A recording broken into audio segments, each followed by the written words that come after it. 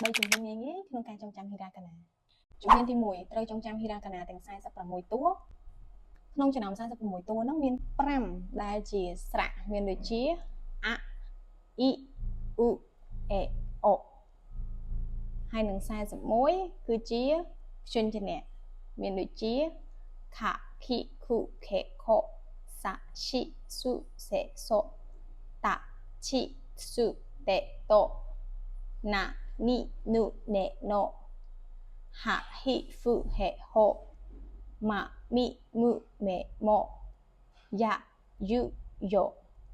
រ៉ារីរុរេរ៉ូវ៉ាអូអ៊ុនជំហានទី 2 គឺការថែមតែនតែនហើយនឹងម៉ារឹទៅលើហិរាកាណាអញ្ចឹងតែនតែនគឺយើងបន្ថែមទៅលើ4ជួរមានដូចជាជួរអីគេខ្លះជួរកៈសៈ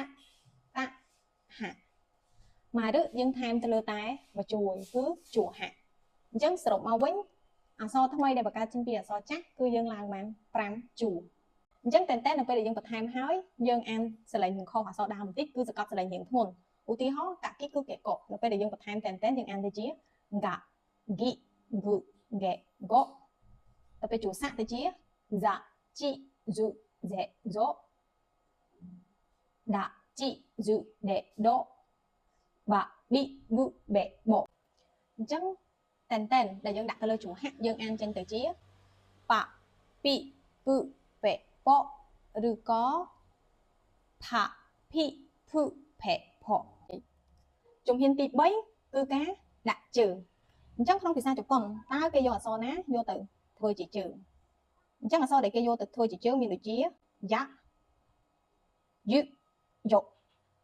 ហើយអក្សរទាំង3ហ្នឹងគឺយើងយកទៅដាក់នៅជួរណានៃជួរឈរ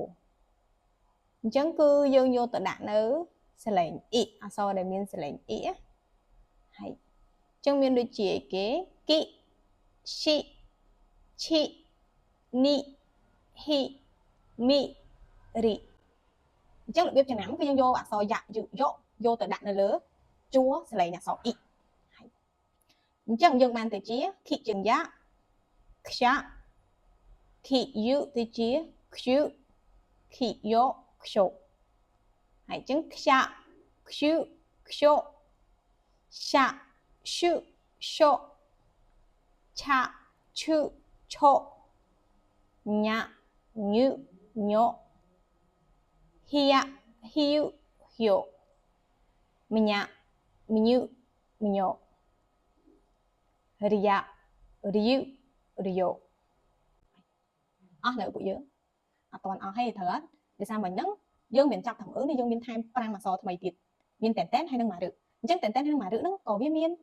ហើយជួអ៊ីដែរត្រូវអត់អញ្ចឹងមានដូចជាហ្គីជីឈីប៊ីពីអញ្ចឹងជួអ៊ីបោះតែនតែនហើយនឹងម៉ារឹក៏យើងយកទៅបន្ថែមជើងយ៉ាក់យកនឹងដូចគ្នាអញ្ចឹងហ្គីជើងយ៉ាក់ទៅជាហ្វីយ៉ាហ្វីយូហ្វីយ៉ូចាជឺជូចាជឺជូប៊ីយ៉ាប៊ីយូប៊ីយ៉ូផ្សាព្យូព្យូអូខេអញ្ចឹងសរុបមកវិញ3ជំហានរបស់យើងគឺចប់ហើយរបៀបបំបែកអក្សរទាំងអស់នៃហិរាកាណាអញ្ចឹងសរុបមកវិញអក្សរគោលរបស់ហិរាកាណាគឺយើងមានតែ46តួឯង